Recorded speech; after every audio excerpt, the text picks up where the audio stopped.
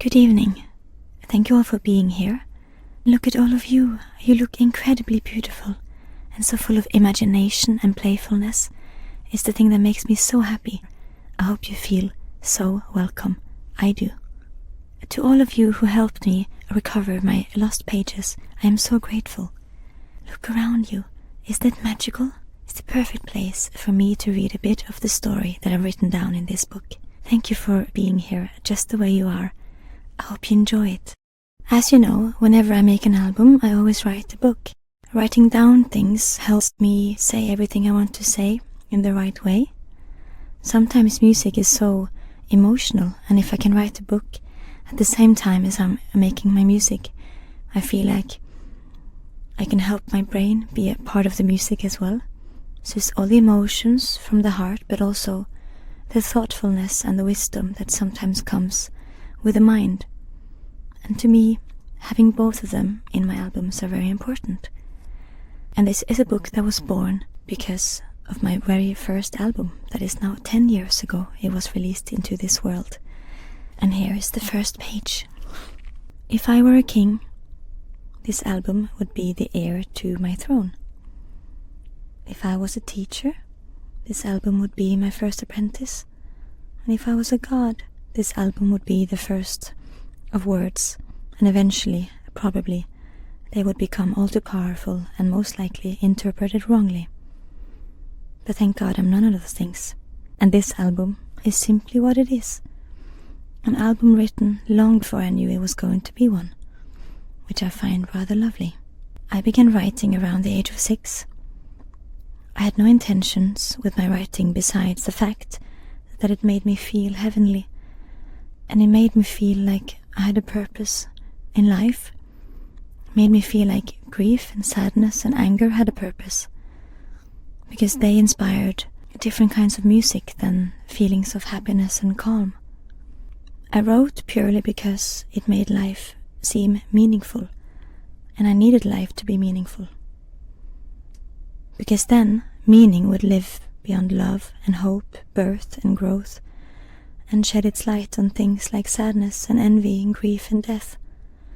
And sometimes writing music could make my sadness grow wings, and suddenly all the emotions my body harbored would leave me for a moment, whilst I stood on the ground and observed it. It made me feel like I could be larger than my sadness and bigger than my anxiousness. And if these heavy emotions could inspire and become something as beautiful as music, I felt like I could learn to appreciate them as much as I appreciate joy. I know all of us in this life, we can have a hard time accepting that sadness is a part of life, and that the things that make us feel less perfect and less worthy of love overpowers the people we really are as human beings. But I hope you know, all of you in here, that you are both the good and the bad, the dark and the light, that makes you human. And the fact that you are human, perfectly human, is the thing that makes you important in this world. This is from a chapter a bit later in the book, and I think many of you here might feel the same, so I want to read it to you. Something I didn't think about much when I was a child, but I've learned to appreciate later, is that when I was little, my parents never thought I was strange, and they never told me I was strange. When the world called me so, they always answered with, "Well, she is a child. It's her job to be a little strange." And I can't help but mention how much that might have helped me through the years. It's helped me to simply exist and not to overthink myself and my behavior, which I think is very important as a human. And to all parents with children out there who might fear they will be bullied, never let your fear for them intervene with the love you have for them. We all learn with time, and sadly, we also learn how to fit in, and some brilliant attributes might be lost in the process of it all. If I can tell you anything, I would tell you all to be. I would encourage your imagination and your childlikeness, and I would not be scared of the things that makes you different. It's the only purpose with humans, is that we are biologically designed to be completely individual. So I don't understand why the world keeps telling us that we have to look the same and be the same and act the same, when at no point ever was that the purpose of our kind. Our purpose is the opposite of the thing that is troubling us all. It's not to be the same, but it's to be you. If you look around you, you see all these beautiful creatures around us. And you are beautiful creatures as well. And you know, I have a deep connection with a moth, the underappreciated bug that I find to be the most beautiful one in the whole world. As you know, butterflies are associated with sunlight. They often come around when the sun is there to warm your skin, and the transformation they symbolize is out in the open for the world to see, which makes it easy to notice and celebrate. The moth, on the other hand, is often overlooked and forgotten. Moths often come around during the night, and this nocturnal nature is associated with darkness and the moon and with the unknown.